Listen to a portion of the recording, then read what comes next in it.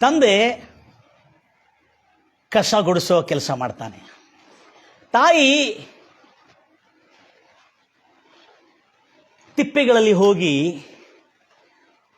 Plastic ತುಂಡುಗಳು, ಕೆಬ್ಬಿನ ತುಂಡುಗಳನ್ನು ಆರಿಸಿಕೊಂಡು ಅದನ್ನು ಮಾರಾಟ ಮಾಡಿ ತನ್ನ ಜೀವನವನ್ನು ನಡೆಸುತ್ತಾಳೆ. ಈ ತಾಯಿಗೆ ಮಕ್ಕಳು ಹುಟ್ಟಿದ ಕೂಡಲೇ ಸಾಯ್ತಾರೆ. ಮಕ್ಕಳು ಹುಟ್ಟಿದ ಕೂಡಲೇ ಸಾಯ್ತಾರೆ. ಬಂಜೆ ಅಲ್ಲ ಇವಳು, ಹುಟ್ಟಿದ ಕೂಡಲೇ ಮಕ್ಕಳು ಸಾಯುವಂತ ಒಂದು ತಾಯಿ.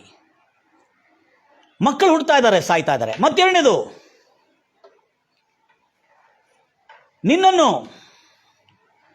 ತಿಪ್ಪೆಯಿಂದ ಎಬ್ಬಿಸಿ, ಧೂಳಿನಿಂದ ಎಬ್ಬಿಸಿ, ನಿನ್ನನ್ನು ಸಂಕಷ್ಟಗಳಿಂದ ಎಬ್ಬಿಸಿ, ಅರಸರ ಮುಂದೆ, ಪ್ರಭುಗಳ ಮುಂದೆ, ಒಡೆಯರುಗಳ ಮುಂದೆ, ಅಧಿಕಾರಿಗಳ ಮುಂದೆ ನಿಲ್ಲುವಂತೆ ಆ ಸಮಾನಕ್ಕೆ ನಿನ್ನನ್ನು ತರುತ್ತಾನೆ. ಇದು ನನ್ನನ್ನು ಕೇಳುತ್ತಿರ್ತಕ್ಕಂಥ ಎಲ್ಲ ನನ್ನ ಪ್ರಿಯ ಸಹೋದರಿ ಸಹೋದರರು, ಇವತ್ತು ಕೇಳಿ ನಿಮ್ಮ ಜೀವನವನ್ನು ಸಮರ್ಪಿಸ್ತೀರಿ. ಪ್ರಾರ್ಥಿಸೋಣ. ನಮ್ಮನ್ನು ಅತ್ಯಧಿಕವಾಗಿ ಪ್ರೀತಿ ಮಾಡುವ ಪರಲೋಕದಲ್ಲಿರುವಂಥ ನಮ್ಮ ತಂದೆ, ನಿನಗೆ ಸ್ತೋತ್ರ ಉಂಟಾಗಲಿ ಕರ್ತನೆ.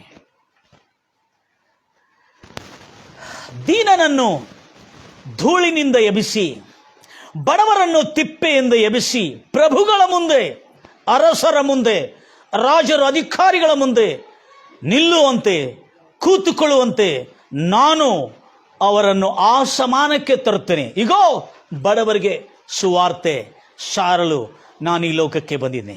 ಕುರುಡರು ಕಣ್ಣಿಂದ ನೋಡಲು ಮತ್ತು ರೋಗಿಗಳು ಗುಣಮುಖರಾಗಲು ಮತ್ತು ಅನೇಕ ಕಡು ಬಡತನದಿಂದ ಬಿಡುಗಡೆಯನ್ನು, ಅಶಾಂತಿಯಿಂದ ಬಿಡುಗಡೆಯನ್ನು, ರೋಗಗಳಿಂದ ಬಿಡುಗಡೆಯನ್ನು ಸಾರುವುದಕ್ಕಾಗಿ ನಾನು ಬಂದಿನಿ ಎಂಬುದಾಗಿ ಕರ್ತನಾದ ಯೇಸು ಹೇಳಿದ ಹಾಗೆ, ಕರ್ತನೆ, ನನ್ನನ್ನು ಕೇಳತಕ್ಕಂಥವರೆಲ್ಲರೂ ಇವತ್ತು ಬಿಡುಗಡೆ ಹೊಂದಲಿ ಎಂಬುದಾಗಿ ಯೇಸು ನಾಮದಲ್ಲಿ ಪ್ರಾರ್ಥಿಸ್ತಾ, ಹಾರೈಸುತ್ತಾ, ಕೇಳತಕ್ಕಂಥ ಎಲ್ಲರ ಜೀವನದಲ್ಲಿ ನೂತನವಾದಂಥ ಒಂದು ಮಾರ್ಪಾಟ ತರಬೇಕೆಂಬುದಾಗಿ ಪ್ರಾರ್ಥಿಸ್ತಾ ಇದ್ದೇನೆ ತಂದೆ. ಯೇಸು ನಾಮದಲ್ಲಿ ಪ್ರಾರ್ಥಿಸ್ತಾ ಇದ್ದೇನೆ ತಂದೆ. ಆಮೆನ್.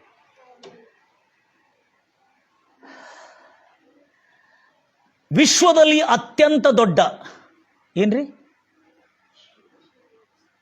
ವಿಶ್ವದಲ್ಲಿ ಅತ್ಯಂತ ದೊಡ್ಡ ಕೊಳಚು ಪ್ರದೇಶ. ಕೊಳಚು ಪ್ರದೇಶ ಅಂದ್ರೆ, ಕೊಳಚು ಪ್ರದೇಶ ಗೊತ್ತಿದೆ, ಸ್ಲಮ್ ಏರಿಯಾ. ಕೊಳಚು ಪ್ರದೇಶ ಎಲ್ಲ ಗಟರ್ ಎಲ್ಲ ಇರ್ತದೆ, ಪಾಪ ಇಷ್ಟು ಸಣ್ಣ ಸಣ್ಣ ಮನೆ ಇರ್ತದೆ. ವಿಶ್ವದಲ್ಲಿ ಅತ್ಯಂತ ದೊಡ್ಡ ಕೊಳಚು ಪ್ರದೇಶ ಎಲ್ಲಿದೆ? ಮುಂಬೈನಲ್ಲಿ ದೊಡ್ಡ ಕೊಳಚು ಪ್ರದೇಶ ಇದೆ. ಕೊಳಚು ಅಂದರೆ ಸ್ಲಮ್ ಏರಿಯಾ. ಕೊಳಚು ಪ್ರದೇಶ ಇದೆ. ಅದು ಸುಮಾರು ವಿಶ್ವದಲ್ಲಿ ಅತ್ಯಂತ ದೊಡ್ಡ ಕೊಳಚು ಪ್ರದೇಶ ನಮ್ಮ ದೇಶದಲ್ಲಿದೆ.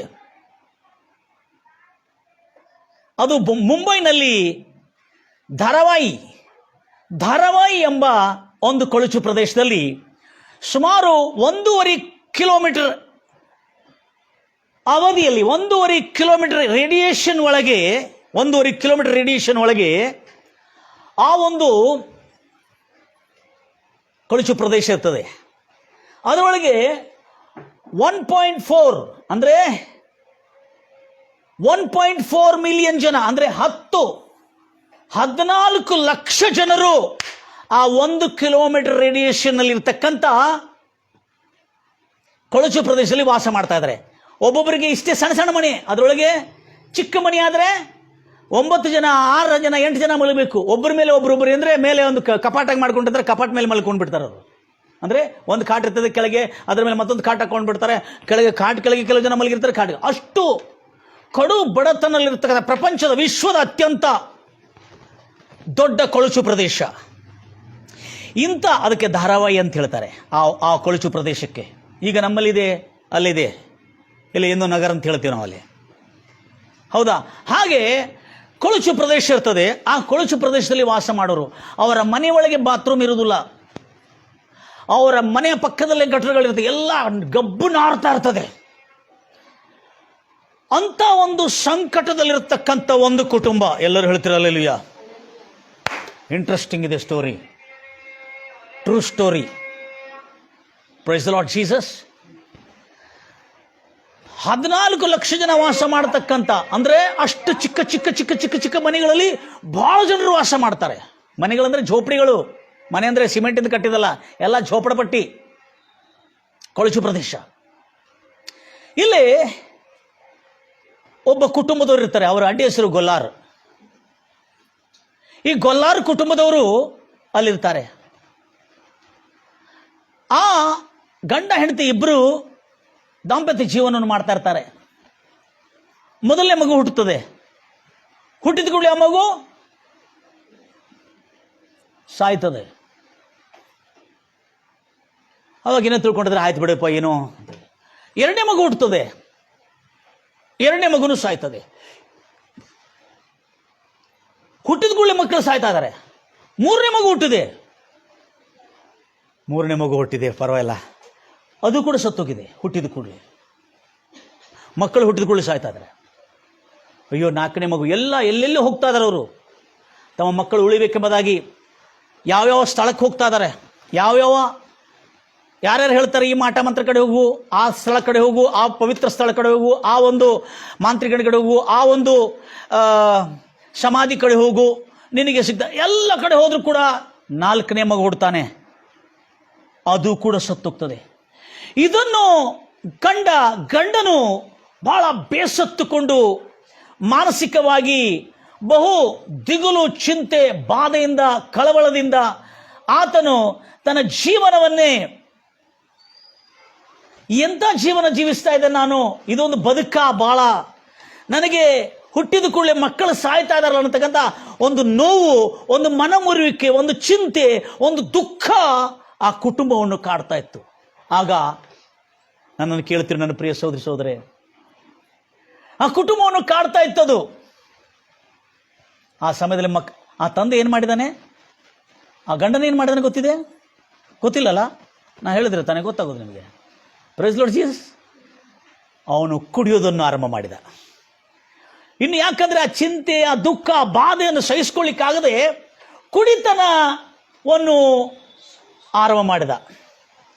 ಕುಡಿತನವನ್ನು ಆರಂಭ ಮಾಡಿ ಆ ಕುಡಿತನಕ್ಕೆ ಅವನು ದಾಸನಾಗಿ ರೋಡ್ ಮೇಲೆ ಕುಡಿದು ರೋಡ್ ಮೇಲೆ ಅಡ್ಡಾಡೋದು, ಹೀಗೆ ಮಾಡ್ತಾ ಮಾಡ್ತಾ ಸಂಪೂರ್ಣವಾಗಿ ತನ್ನ ಜೀವನವನ್ನು ನರಕಯಾತನೆಯಾಗಿ ಮಾಡಿಕೊಂಡ್ರು. ಆ ಕುಟುಂಬದಲ್ಲಿ ಏನಿದೆ, ದುಃಖ ಆವರಿಸಿಕೊಂಡಿದೆ. ಕಣ್ಣೀರು ಬಾಧೆಗಳ ಕತ್ತಲು ಅವರ ಕುಟುಂಬವನ್ನು ಬಾಧಿಸ್ತಾ ಇದೆ.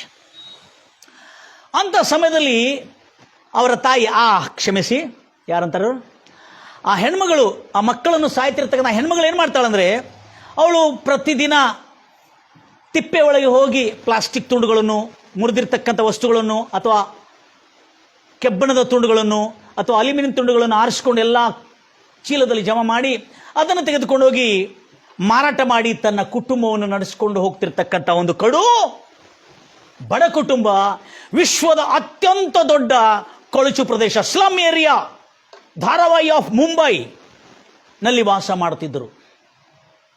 ಒಂದು ದಿವಸ ಏನಾಯ್ತು, ಈ ಒಂದು ಕಚರ ತಿಪ್ಪೆಯಲ್ಲಿ ಆರಿಸ್ತಾ ಇರುವಾಗ ಒಂದು ಸಹೋದರಿಗೆ ಇವಳು ಪರಿಚಯ, ನಿಮ್ಮಂಥವ್ರು. ಅವ್ರು ಹೇಳ್ತಾರೆ, ಅಕ್ಕ ಇಷ್ಟು ಮಕ್ಕಳು ಸತ್ತೋದ್ರು, ನಿನ್ನ ಮನೇಲಿ ಸುಖ ಇಲ್ಲ, ನಿಮ್ಮ ಗಂಡನೂ ಕುಡಿಯೋದನ್ನು ರೂಢಿ ಮಾಡ್ಕೊಂಡು ಬಿಟ್ಟಿದ್ದಾನೆ, ಈ ಕುಡಿತನ ಚಟವನ್ನು ಹೇಗೆ ಅವನು ಬಿಡ್ತಾ ಇಲ್ಲ, ನಿನ್ನ ಮನೆ ಅಸಮಾಧಾನದಿಂದ ತುಂಬಿದೆ. ನಾನೊಂದು ವಿಷಯ ಹೇಳಿಯ ನಿನಗೆ, ಹೇಳಮ್ಮ. ನೀನು ಎಷ್ಟೆಲ್ಲ ಪ್ರಯತ್ನ ಮಾಡಿದಿ, ಎಲ್ಲೆಲ್ಲೋ ಹೋಗಿ ಹೇಳಿ ಕೇಳಿದ್ರು, ಅಲ್ಲಿ ಹೋಗಿ 3 ಸುತ್ತು ಹೊಡೆದ್ಬಾ, ಇಲ್ಲಿ ಹೋಗಿ 4 ಸುತ್ತು ಹೊಡೆದ್ಬಾ, ಅಲ್ಲಿ 3 ದಾರಿಗೆ ಹೋಗಿ ದಿಷ್ಟಿಯನ್ನು ಇಟ್ಟು ಬಾ, ಎಲ್ಲ ಏನೇನೋ ಕೇಳಿದಿ, ಎಲ್ಲವನ್ನೂ ಪ್ರಯತ್ನ ಮಾಡಿದಿ. ನಿನ್ನ ಪ್ರಯತ್ನ ವಿಫಲವಾಗಿದೆ ಮತ್ತು ನಿನಗೆ ಪರಿಹಾರ ಸಿಗ್ತಾ ಇಲ್ಲ. ಅದಕ್ಕೆ ನಾನು ನಿಮಗೆ ಒಂದು ಉಪಾಯವನ್ನು ಕೊಡುತ್ತೇನೆ. ಅದೇನಂದ್ರೆ, ಎಲ್ಲರೂ ಹೇಳ್ತಿರಲ್ವಿಯ, ಗಂಭೀರವಾಗಿ ಹೇಳ್ತಿರಲ್ವಿಯ, ಅದೇನಂದ್ರೆ ಮತ್ತೇನಲ್ಲ, ಪ್ರೈಸ್ ಲಾರ್ಡ್ ಜೀಸಸ್, ಯೇಸು ಕ್ರಿಸ್ತನನ್ನು ಏನು ಮಾಡು, ಯೇಸು ಕ್ರಿಸ್ತನನ್ನು ಪ್ರಯತ್ನ ಮಾಡು. ಒಂದು ಸಾರಿ ಯಾಕೆ ನೀವು ಚರ್ಚಿಗೆ ಹೋಗಿ ಪ್ರಾರ್ಥನೆ ಮಾಡಿ, ಏಸಯ್ಯ ನನಗೆ ಮಕ್ಕಳು ಕೊಡು ಎಂಬುದಾಗಿ ನೀನು ಹೋಗಿ ಕೇಳಿದ್ರೆ ಖಂಡಿತವಾಗಿ ನಿನಗೆ ಕೊಡ್ತಾನೆ ಎಂಬುದಾಗಿ ನಿಮ್ಮಂಥ ಒಂದು ಸಿಸ್ಟರ್ ಏನು ಮಾಡಿದ್ರು, ಅವ್ರು ತಿಳಿಸಿದರು. ಹೌದಾ, ಇಷ್ಟೆಲ್ಲ ಪ್ರಯತ್ನ ಮಾಡಿದೆ, ಒಂದ್ಸಾರಿ ಯೇಸುವನ್ನು ಒಂದ್ಸಾರಿ ಟ್ರೈ ಮಾಡಿ ನೋಡಲ್ಲ. Try Jesus, he never fails. ಆತನು ಯಾವತ್ತೂ ಕೊಡಲು ವಿಫಲವಾಗುವುದಿಲ್ಲ. ಗಂಭೀರವಾಗಿ ಹೇಳ್ತೀರ ಅಲ್ಲೂಯ್ಯ? ಒಳ್ಳೆ ಮಕ್ಕಳು ಹೇಳ್ತೀರ ಅಲ್ಲೂಯ್ಯ? ಎಲ್ಲ ಮತ್ತೆ ಹೇಳ್ತೀರ ಅಲ್ಲೂಯ್ಯ? ಅವಾಗ ಏನಾಯ್ತು, ಅವರು ಪ್ರಾರ್ಥನೆಗೆ ಹೋಗ್ತಾ ಪ್ರಾರ್ಥನೆ ಮಾಡಿಸ್ಕೊಂಡ್ರು. ಚರ್ಚಿನ ಅದೇ ಕೊಳಚು ಪ್ರದೇಶದಲ್ಲಿ ಪ್ರಾರ್ಥನಾಲಯದ ಆ ಪ್ರಾರ್ಥನೆಗೆ ಹೋಗಿ ಕೂತ್ಕೊಂಡು ಪ್ರಾರ್ಥನೆ ಕೇಳಿ, ದೇವರ ವಾಕ್ಯವನ್ನು ಕೇಳಿ ಯೇಸು ನಂಬಿದಳು. ಯೇಸು ನಂಬಿ ಅವಳು ಹೃದಯದಲ್ಲಿ ಸ್ವೀಕರಿಸಿ, ಯೇಸುವೆ ನನಗೆ ಮಕ್ಕಳನ್ನು ಕೊಡು. ಎಷ್ಟೋ ಜನ ಕಡೆ ಹೋದೆ, ನನಗೆ ಗೊತ್ತಾಗಿಲ್ಲ, ಆದರೆ ನೀನೇ ಸತ್ಯ ದೇವರು, ನಿಜ ದೇವರು ಎಂಬುದಾಗಿ ಪಾಸ್ಟರ್ ಬೋಧಿಸ್ತಾ ಇದ್ದಾರೆ. ನಿನ್ನಿಂದ ಅಸಾಧ್ಯವಾದದ್ದು ಯಾವುದಿಲ್ಲ ಅಂತ ಹೇಳ್ತಾ ಇದ್ದಾರೆ. ಮಕ್ಕಳನ್ನು, ಬಂಜೆ ಆಗಿದ್ದವಳನ್ನು ಮಕ್ಕಳದಿಂದ ತುಂಬಿಸಿ ಅವರ ಕುಟುಂಬಗಳನ್ನು ಸಂತೋಷಪಡಿಸ್ತಿ ಎಂಬುದಾಗಿ ನೀವು ಹೇಳ್ತಾ ಇದ್ದೀರ. ರಾಜ, ನನ್ನ ಕುಟುಂಬಗಳನ್ನು ಸಂತೋಷದಿಂದ ತುಂಬು. ಈ ವಾಕ್ಯಗಳನ್ನೆಲ್ಲ ಕೇಳಿ ಓದ್ತಿರ ಮಾತನ್ನು ಕೀರ್ತನೆ 113ನೇ ವಚನದಲ್ಲಿ ನಾವು ನೋಡ್ತೇವೆ. ಆ ಅದ್ಭುತವಾದಂಥ ಮಾತನ್ನು ಕೀರ್ತನೆ 113ನಲ್ಲಿ ನಾವು ನೋಡೋಣ. ಎಷ್ಟು ಸುಂದರವಾಗಿ ಲೇಖಿಸಲ್ಪಟ್ಟಿದೆ ನೋಡಿ. ಆ 113 5ನೇ ವಚನದಿಂದ, ನಿನ್ನಂತ ಒಡೆಯನು, ಭೂರಾಜನು, ಕರ್ತನು ಈ ಲೋಕದಲ್ಲಿ ಯಾರಿದ್ದಾರೆ? ನಮ್ಮ ದೇವರಿಗೆ, ಯೆಹೋವ ದೇವರಿಗೆ, ಕರ್ತನಾದ ಯೇಸು ಕ್ರಿಸ್ತನಿಗೆ ಸಮಾನನು ಯಾರು? ಆತನು ಉನ್ನತ ಲೋಕದಲ್ಲಿ, ಪರಲೋಕವು ಸಿಂಹಾಸನಾಸೀನರುಡನು, ಭೂಮಿಯು ಪಾದಪೀಠವಾಗಿದೆ ಅಂತ ಆಸೀನಾರೂಢನಾಗಿದ್ದಾನೆ. ಆಕಾಶವನ್ನು ಭೂಮಿಯ ಆಕಾಶದಿಂದ ಭೂಮಿಯನ್ನು ನೋಡೋದಕ್ಕಾಗಿ ಬಾಗುತ್ತಾನೆ.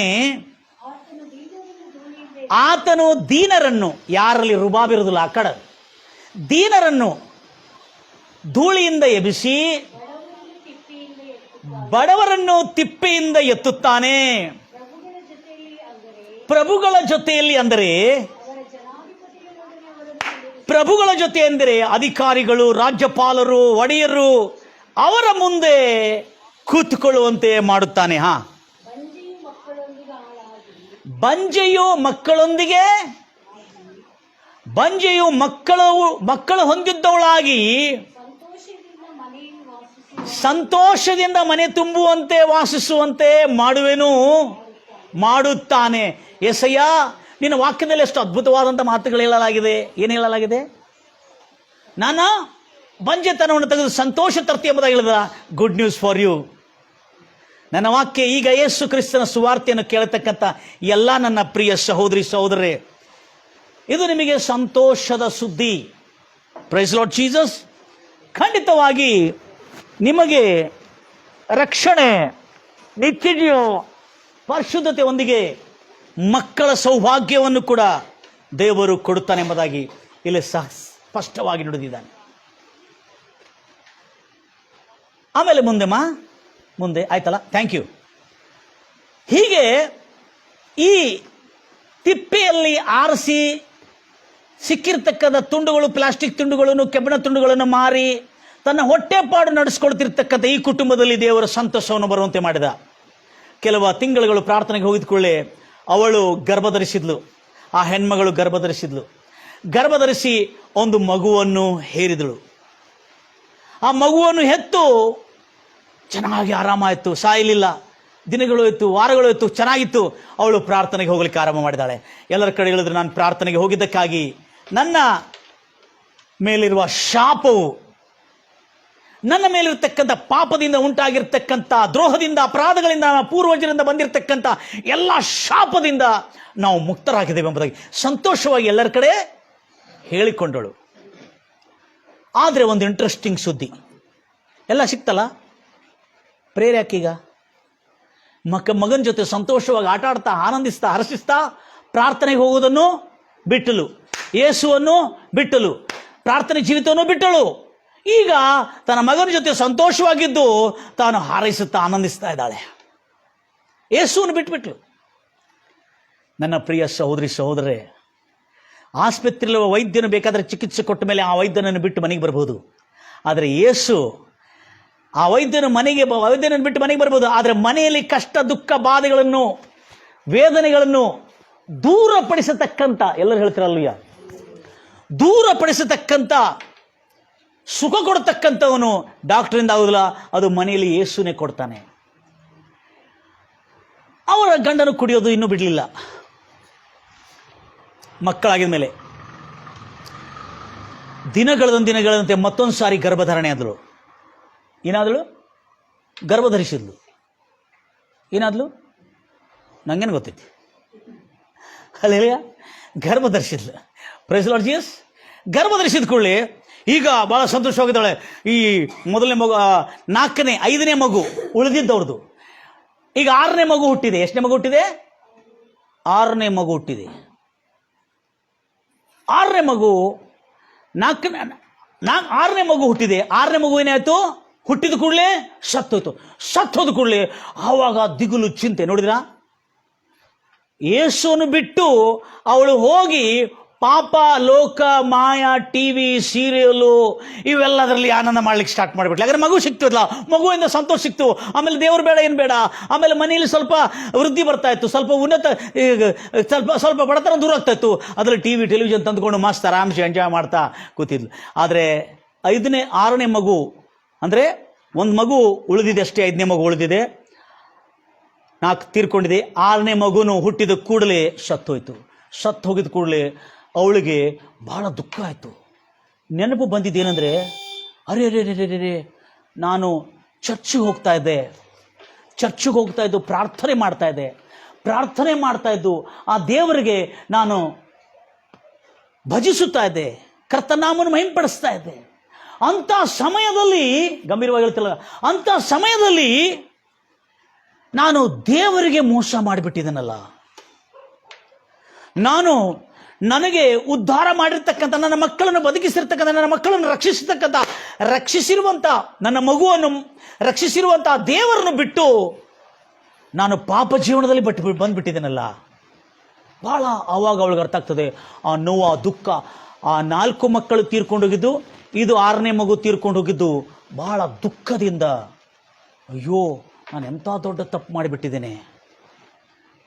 ದೇವರು ಎಲ್ಲ ಕೊಡತಕ್ಕಂಥವನು, ಎಲ್ಲ ನನ್ನನ್ನು ಕಾಪಾಡ್ತಕ್ಕಂಥವನು, ನನ್ನ ರಕ್ಷಿಸಿ ನನ್ನ ಮನೆಯಲ್ಲಿ ಸಂತಸ ಹರ್ಷ ಬರುವಂತೆ ಮಾಡಿದ್ದಾನೆ. ಆದರೆ ಅಂಥ ದೇವರು ನಾನು ಮೋಸ ಮಾಡಿರುವ ದ್ರೋಹಿ ಅಲ್ಲ, ನಾನು ಪಾಪಿ ಅಲ್ಲ. ಅದಕ್ಕೆ ನಾನು ಮಾಡಿರುವ ಪಾಪದ ನಿಮಿತ್ತ ನನಗೆ ಬಂದಿರತಕ್ಕಂಥ ಈ ಪ್ರತಿಫಲ ಎಂಬುದಾಗಿ ಹೇಳಿಕೊಂಡು ಅವಳು ಅರ್ಥ ಮಾಡಿಕೊಂಡ್ಳು. ಎಲ್ಲರೂ ಹೇಳ್ತಿರಲ್ವಯ್ಯ. ತಿರುಗಿ ಪುನಃ ಮತ್ತು ಅವಳು ಪ್ರಾರ್ಥನೆಗೆ ಸ್ವಲ್ಪ ಚೇತರಿಸಿಕೊಂಡ ಮೇಲೆ ಮತ್ತು ಚರ್ಚಿಗೆ ಪ್ರಾರ್ಥನೆಗೆ ಪಾಸ್ಟರ್ನ ಕರೆದು ಪ್ರಾರ್ಥನೆ ಮಾಡಿಸ್ಕೊಳ್ಳೋದು, ಚರ್ಚಿಗೆ ಹೋಗಲು ಆರಂಭ ಮಾಡಿದ್ಲು. ಎಲ್ಲರೂ ಹೇಳ್ತಿರಲ್ಲಯ್ಯ. ಪ್ರಾರ್ಥನೆ ಮಾಡ್ತಾ, ಬೈಬಲ್ ಓದ್ತಾ, ಆವಾಗ ಸಂಪೂರ್ಣವಾದಂಥ ಸ್ವಚ್ಛ ಮನಸ್ಸಿಂದ, ಮಕ್ಕಳು ಹುಟ್ಟಿದರೆ ಎಲ್ಲ ಸಿಕ್ಕಿದ್ರೆ ಸಾಕಂತೇಳಿ ಬಿಟ್ಟು ಹೋಗೋದಂತಲ್ಲ, ಆ ದೇವರ ಹತ್ರ ಇದ್ದರೆ ಸುಖನೂ ಇರ್ತದೆ. ಮಕ್ಕಳನ್ನು ಹುಟ್ಟಿಸತಕ್ಕಂಥ ಸಾಮರ್ಥ್ಯ ಕೊಡೋನಷ್ಟೇ ಅಲ್ಲದೆ ಸುಖ, ಶಾಂತಿ, ಸಮಾಧಾನ ಯಾರೇನು ಸಿಗ್ತದೆ ಹೇಳ್ರಿ? ಯೇಸುವಿಂದ. ಎಲ್ಲರೂ ಯೇಸುವಿಂದ. ಯೇಸು ಹೊರತುಪಡಿಸಿ ಈ ಲೋಕದಲ್ಲಿ ಎಲ್ಲಿಯೂ ನಿನ್ನಂಥ ದೇವರು ಈ ಪ್ರಪಂಚದಲ್ಲಿ ಯಾರಿದ್ದಾರೆ? ಯಾರೂ ಇಲ್ಲ. ಆಗ ಇವಳು ಪ್ರಾರ್ಥನೆಗೆ ಕಂಟಿನ್ಯೂ ಹೋಗಲು ಆರಂಭಿಸಿದ್ಳು. ಆದರೆ ಕೆಲವು ತಿಂಗಳುಗಳ ಮೇಲೆ ಮತ್ತು ಗರ್ಭಧಾರಣೆ ಮಾಡಿದ್ಲು. ಮಗು ತಿಂಗಳುಗಳಾದ್ಮೇಲೆ ಮಗು ಗರ್ಭಧಾರಣೆ ಆಗಿದ್ದ ಕೂಡಲೇ ಅವಳು ಚರ್ಚಿಗೆ ಕಂಟಿನ್ಯೂ ಹೋಗ್ತಾ ಇದ್ಳು. ಆವಾಗ ಈ ಗಂಡ ಯಾವಾಗಲೂ ಕುಡಿದು ಬರ್ತಾ ಇರ್ತಾನೆ. ಆ ದಿವಸ ಸಂಡೇ ದಿವಸ ಕುಡಿದು ಬಂದ. ಪಾಪ ಕುಡಿದು ಬಂದು ಜಲ್ದಿ ಬಂದ ಕೂಡಲೇ ಮನೆಯಲ್ಲಿಲ್ಲ ಹೆಂಡತಿ. ಎಲ್ಲೋದ್ಲವಳು? ಕುಡ್ಕರದು ಗೊತ್ತೈತಲ್ಲ, ಏನು ರೂಪ ಬರ್ತದೆ. ಎಲ್ಲೋದ್ಲವಳು? ಅವಯ್ಯ ಚರ್ಚಿಗೆ ಹೋಗಿದ್ದಾಳ ಅಂತೇಳಿ ಪಾಪ ರೋಡೆಲ್ಲ ಒಂದೆರಡು ಮಾಡ್ಕೊಂಡು, ರೋಡೆಲ್ಲ ಗಟ್ರೆಲ್ಲ ಸರ್ವೆ ಮಾಡ್ಕೋತು ಅವನು ಹೋಗಿ ಚರ್ಚೊಳಗೆ ಹೋಗ್ತಾನೆ. ಚರ್ಚೊಳಗೆ ಪಾಸ್ಟರ್ ಪ್ರಸಂಗ ಮಾಡ್ತಾ ಇರ್ತಾನೆ. ಯೇಸು ಪ್ರೀತಿಸ್ತಾ ಇದ್ದಾನೆ. ಯೇಸು ನಿನ್ನ ಎಲ್ಲರಿಂದ ಕೈ ಬಿಡಲ್ಪಟ್ಟವರಾಗಿದ್ರು ಕೂಡ ಯೇಸು ನಿನ್ನನ್ನು ಪ್ರೀತಿಸ್ತಾ ಇದ್ದಾನೆ. ಯೇಸು ನಿನ್ನ ಕೈಯನ್ನು ಎಷ್ಟು ಮಾತ್ರಕ್ಕೂ ಬಿಡುವುದಿಲ್ಲ. ಆತನು ಕನಿಕರ ತೋರುವ ದೇವರಾಗಿದ್ದಾನೆ. ನಿನ್ನನ್ನು, ದೀನರನ್ನು ಧೂಳಿಯಿಂದ ಎಬ್ಬಿಸಿ, ಬಡವರನ್ನು ಕುಪ್ಪೆಯಿಂದ ಎಬ್ಬಿಸಿ, ಅರಸರ ಸಮಾನವಾಗಿ ಕೂತುಕೊಳ್ಳುವಂತೆ, ನಿಲ್ಲುವಂತೆಲ್ಲ ಕೂತುಕೊಳ್ಳುವಂತೆ. ಅರ್ಥ ಆಯ್ತಾ? ಅರಸನ ಮುಂದೆ ಕೂತ್ಕೊಳ್ಳುವಂದ್ರೆ ಆ ಅರಸನ ಸಮಾನ ಇದ್ದವನೇ ಕೂತ್ಕೊಳ್ತಾನೆ. ಹೌದಾ? ಅರಸನ ಮುಂದೆ ಯಾರು ನಿಂತ್ಕೊಳ್ತಾರೆ. ಆದರೆ ಅರಸನ ಸಮಾನವಾಗಿದ್ದವರು ಕೂತ್ಕೊಳ್ಳಿಕ್ಕಾಗತ್ತೆ. ಅರಸರ ಮುಂದೆ ನಾನು ಕೂತ್ಕೊಳ್ಳುವಂತೆ ಮಾಡ್ತೀನಿ ಎಂಬುದಾಗಿ. ಹಾಗೆ ಇದೆಲ್ಲ ಕೇಳ್ತಾರವಾಗ ಇವು ಕುಡಿದು ಈ ಮನುಷ್ಯ ಕುಡ್ದು, ಅದೇ ಸ್ಲಮ್ ಏರಿಯಾನಲ್ಲಿದೆ ಚರ್ಚ್, ಅದು ಕುಡ್ದು ಒಳಗೆ ಬರ್ತಾನೆ. ಒಳಗೆ ಬಂದು, ಪಾಸ್ಟರ್, ಚರ್ಚ್ ಒಳಗೆ, ಪಾಸ್ಟರ್ ಭಾಳ ಪ್ರಸಂಗ ಮಾಡಿದ್ದೀನಿ, ನಿನ್ನ ದೇವ್ರು ನಿಜವಾಗಾದ್ರೆ ನನ್ನ ಹೆಂಡ್ತಿ ಗರ್ಭವತಿ ಅದಾಳ, ಕೇಳಾಕತ್ತೀರಿ, ಗರ್ಭವತಿ ಅದಾಳ, ಅಕ್ಕಿನ ಗರ್ಭದ ಮಗು ಹುಟ್ಟಿಕೊಳ್ಳೆ ಸತ್ರ ನಿನ್ನ ದೇವ್ರು ಕರೆಯಲ್ಲ. ಎಂತ ಗಿರಾಕ್ ಬಂದೈತೆ ನೋಡ್ರಿ, ನಿನ್ನ ದೇವ್ರು ಕರೆಯಲ್ಲ, ಅದು ಬದುಕಿದ್ರೆ ನಾನು ಚರ್ಚೆಗೆ ಬರ್ತೀನಿ. ಅವಾಗ ಪಾಸ್ಟರ್, ಖಂಡಿತವಾಗಿ ಬರ್ತೀಯ ನೀನು? ಬರ್ದೇ ಬರ್ತೀನಿ, ನಶೆ ಒಳಗೆ ಹೇಳಿದಂಗಲ್ಲ, ಬರಲೇಬೇಕು ಅಂತ ಹೇಳ್ದೆ. ಒಂದೇ ಬರ್ತೀನಿ, ನನ್ನ ಹೆಂಡ್ತಿಗೆ ಮಕ್ಕಳು ಹುಟ್ಟಿ ಸಾಯಬಾರ್ದು. ಚರ್ಚ್ ಒಳಗೆ ನಡೆದೈತಿ ಪಾಪ, ಸ್ಲಮ್ ಏರಿಯಾನಲ್ಲಿ ಪಾಪ ಭಾಳ ಚರ್ಚ್ ಹೇಳ್ಕೊಂಡ. ಸರಿ ಅಂತೇಳಿ ಪಾಸ್ಟ್ರ್ ಭಾಳ ಶ್ರದ್ಧೆಯಿಂದ ಭಕ್ತಿಯಿಂದ ಪ್ರಾರ್ಥನೆ ಮಾಡಿದೆ. ಪ್ರಾರ್ಥನೆ ಮಾಡಿದ ಕೂಡಲೇ ಆ ಮಗು ಜನ್ಮ ತಾಳಿತ್ತು. ಅಂದರೆ ಮಗುವನ್ನು ಜನ್ಮ ಕೊಟ್ಟಿದ ಮೇಲೆ ಆ ಮಗು ಆರಾಮಾಗಿತ್ತು, ಪುಷ್ಟವಾಗಿತ್ತು. ವೈದ್ಯರು ಹೇಳಿದ್ರು, ಇಂಥ ಒಳ್ಳೆ ಮಗು ಕೊಟ್ಟಿದ್ದ ಅಂತ ಹೇಳಿ. ಮೊದಲು ಒಂದು ಮಗು ಉಳಿದಿತ್ತು, ಇನ್ನೊಂದು ಮಗು ಉಳಿದು. 6 ಮಕ್ಕಳಲ್ಲಿ 4 ಮಕ್ಕಳು, 5 ಮಕ್ಕಳು ತೀರಿ ಹೋದರು. 7 ಮಕ್ಕಳಲ್ಲಿ 2 ಮಕ್ಕಳು ಉಳಿದ್ರು. ಆ 4ನೇ ಮಗು, ಪ್ರೈಸ್ ಲಾರ್ಡ್ ಜೀಸಸ್, ಗಂಭೀರವಾಗಿ ಹೇಳ್ತಿರ್ಲಿಲ್ಲ, ತಿಪ್ಪೆಯಲ್ಲಿ ಹುಟ್ಟಿರ್ತಕ್ಕಂಥ ಮಕ್ಕಳು. ತಾಯಿ ಬಡತನ, ತಂದೆ ಕುಡಿಕತನ. ಈ 2ನೇ ಮಗು ಹುಟ್ಟಿದ ಕೂಡಲೇ ಅವ್ರ ತಾಯಿ ಹೇಳಿಬಿಟ್ಲು, ಅಯ್ಯ ನೀನು ಕುಡಿಯೋದು ಬಿಡ್ತಿ ಅಂತ ಹೇಳಿದಿ, ವಾಗ್ದಾನ ಮಾಡಿದಿ, ನೀ ಕುಡಿಯೋದು ಬಿಡಬೇಕು, ಯಾಕಂದರೆ ಬಿಡಲಿಲ್ಲ ಅಂದರೆ ಇದು ಮಗು ಕೂಡ ಸತ್ತೋಗ್ತದೆ. ಯಾಕಂದರೆ ನಾವು ಪಾಪ ಮಾಡ್ದಂಗೆ ಆಗ್ತದೆ, ದೇವರಿಗೆ ದ್ರೋಹ ಮಾಡ್ದಂಗೆ. ನಾವು ದೇವರಿಗೆ ವಿರೋಧವಾದಂಥ ಪಾಪಗಳು ಮಾಡಿದರೆ ನಮಗೆ ಕೇಡು ಬರ್ತದೆ ಎಂಬುದಾಗಿ ಅವಳಿಗೂ ತಿಳುವಳಿಕೆ ಇತ್ತು. ಎಲ್ಲರೂ ಹೇಳ್ತಿರಲ್ವಯ್ಯ. ಈಗ 2 ಮಕ್ಕಳೊಂದಿಗೆ ಆ ತಾಯಿ ತಂದೆಗಳು ಬೆಳೀತಾ ಇದ್ದಾರೆ. ಯಾವನು ಕುಡುಕನಿದ್ದನಲ್ಲ, ಪ್ರೈಸ್ ಲಾರ್ಡ್ ಜೀಸಸ್, ಆ ಯಾವ ಓಣಿಯಲ್ಲಿ ಕುಡಿದು ಅಳಗಾಡ್ತದಲ್ಲ, ಅವನು ಪಾಸ್ಟರ್ ಡ್ಯಾನಿಯಲ್ ಆಗಿ ಈಗ ಸೇವ್ ಮಾಡ್ತಾ ಇದ್ದಾನೆ. Praise Lord Jesus. ಆ 2 ಮಕ್ಕಳಿಗೆ 1 ಮಗು ಹುಟ್ಟಿದ್ದು ಬೆಳೀತಾ ಇದ್ದಾನೆ, ಅವ್ರ ಮನೆ ಬೆಳೆದಾನೆ. ಆ ಚಿಕ್ಕ ಮಗನಿಗೆ ಕೀಬೋರ್ಡ್ ಪ್ರಾಕ್ಟೀಸ್ ಮಾಡಿಸ್ತಾ ಇದ್ದಾರೆ. ಏನು ಮಾಡಿಸ್ತಾ ಇದ್ದಾರೆ? Electric organ. ಅವನು ಕೀಬೋರ್ಡ್ ಸೂಪರ್ ಹಾಡ್ತಾನೆ. ಅವನು ಹಿಂದಿನಲ್ಲಿ ಯಾವ ಹುಡುಗ ದೇವರ ಕೃಪೆಯಿಂದ ಜನ್ಮಿಸಿದನೋ ಆ ಹುಡುಗ, praise the Lord Jesus, electric organ ಅನ್ನು, ಕೀಬೋರ್ಡ್ ಅನ್ನು, ಅಂದ್ರೆ ಪ್ಯಾನೋವನ್ನು ಬಾರಿಸೋದನ್ನು ಕಲ್ತುಬಿಟ್ಟ. ಸುಂದರವಾಗಿ ಪ್ರಾಣವನ್ನು ಬಾರಿಸ್ತಾನೆ, ಸುಂದರವಾಗಿ ಹಾಡಾಡ್ತಾನೆ. ವಿಜಯ್ ಬೆನಡಿಕ್ಟ್ ಅಂತೇಳಿ ನಿಮ್ಗೆ ಗೊತ್ತಿದೆ, ಡಿಸ್ಕೌಂಟ್ ಆನ್ಸರ್ನಲ್ಲಿ ಹಾಡಿರ್ತಕ್ಕಂಥ ಆ ವಿಜಯ್ ಬೆನಡಿಕ್ಟ್ ಅನ್ನತಕ್ಕಂಥವನು ಯೇಸು ಕ್ರಿಸ್ತು ನಂಬಿದ್ದಾಗಿಂದ ಆತನ ಟೀಮ್ನಲ್ಲಿ ಹೋಗಿ ಈತನ ಕೀಬೋರ್ಡ್ ಅನ್ನು ಬಾರಿಸಲಿಕ್ಕೆ ಸ್ಟಾರ್ಟ್ ಮಾಡಿದೆ. ಯಾರು? ಆ ಬದುಕಿದ್ದ ಕೂಸು ದೊಡ್ಡವನಾಗ್ತಾ ಅವನು ಸುಮಾರು ವರ್ಷದವನಾಗಿರುವಾಗ ವಿಜಯ್ ಬೆನಡಿಕ್ಟ್ ಅವರ ಸೇವೆಯಲ್ಲಿ ಹೋಗಿ ಅವ್ರ ಜೊತೆಲಿ ಕೀಬೋರ್ಡನ್ನು ಬಾರಿಸ್ತಿದ್ದೆ. ಎಲ್ಲರೂ ಹೇಳ್ತಿರಲ್ವಯ್ಯ, ದೇವರ ವಾಕ್ಯವನ್ನು ಕೇಳ್ತಾ ಇದ್ದಾನೆ, ದೇವರ ವಾಕ್ಯವನ್ನು ಅರ್ಥ ಮಾಡ್ಕೊಳ್ತಾ ಇದ್ದಾನೆ, ದೇವರ ವಾಕ್ಯದಲ್ಲಿರ್ತಕ್ಕಂಥ ಸತ್ಯವನ್ನು ತಿಳಿದುಕೊಳ್ತಾ ಇದ್ದಾನೆ. ಗಂಭೀರವಾಗಿ ಹೇಳ್ತಿರಲ್ಲ. ಆಮೇಲೆ ದಿನಗಳಂತೆ ಅನಿಲ್ ಕಾಂತ್ ಎಂಬ ದೊಡ್ಡ ಸಂಗೀತಗಾರನು, ಸೇವಕನು ಮುಂಬೈನಲ್ಲಿ ಸೇವೆ ಮಾಡ್ತಾ ಇದ್ದಾರೆ. ಆತನ ಜೊತೆಯಲ್ಲಿ ಕೂಡ ಹೋಗಿ ಕೀಬೋರ್ಡನ್ನು ಬಾರಿಸೋದು, ಬ್ಯಾಕ್ಗ್ರೌಂಡ್ ಕೀಬೋರ್ಡನ್ನು ಬಾರಿಸೋದು, ಪ್ಯಾನೋವನ್ನು ಬಾರಿಸೋದು, ಇದು ಬಾರಿಸ್ತಲ್ಲ, ಕೀಬೋರ್ಡನ್ನು ಬಾರಿಸಿ ಆ ಎಲೆಕ್ಟ್ರಿಕ್ ಆರ್ಗನನ್ನು, ಪ್ಯಾನೋವನ್ನು ಬಾರಿಸೋದನ್ನು ಕಲ್ತಿರೋದ್ರಿಂದ ಅವರ ಜೊತೆಯಲ್ಲಿ ಹೋಗಿ ಹಾಡಿ ಪಾಡಿ ಹಾಡು ಸಂಗೀತ ಎಲ್ಲವನ್ನು ಕಲ್ತ್ಕೊಂಡು ಬೆಳೀತಾ ಇದ್ದಾನೆ. 16 ವರ್ಷದ ಹುಡುಗನಾಗಿದ್ದಾನೆ.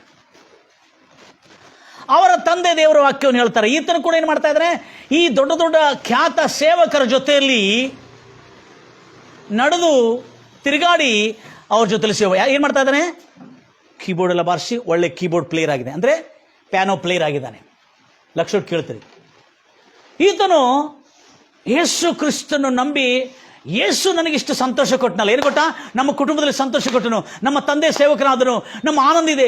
ಈ ಆನಂದ, ಈ ಸಂತೋಷದಿಂದ ಈ ಹುಡುಗನ ಏನು ಮಾಡ್ತಾ ಇದ್ದ, ರೋಡ್ ಮೇಲೆ, ಎಲ್ಲೇ ಧಾರಾವಾಹಿ ಎಂಬ ದೊಡ್ಡ ಕೊಳಚು ಪ್ರದೇಶದ ಬೀದಿಗಳಲ್ಲಿ, ಕಚ್ಚಾ ಬೀದಿಗಳಲ್ಲಿ ಹೋಗಿ ಸುವಾರ್ತೆಯನ್ನು ಸಾರ್ತಿದೆ. ರೋಡ್ ಮೇಲೆ ನಿಂತು ಸುವಾರ್ತೆಯನ್ನು ಸಾರೋದು, ಹಾಡಾಡೋದು ಬರ್ತಾ ಇದ್ದಂತೆ.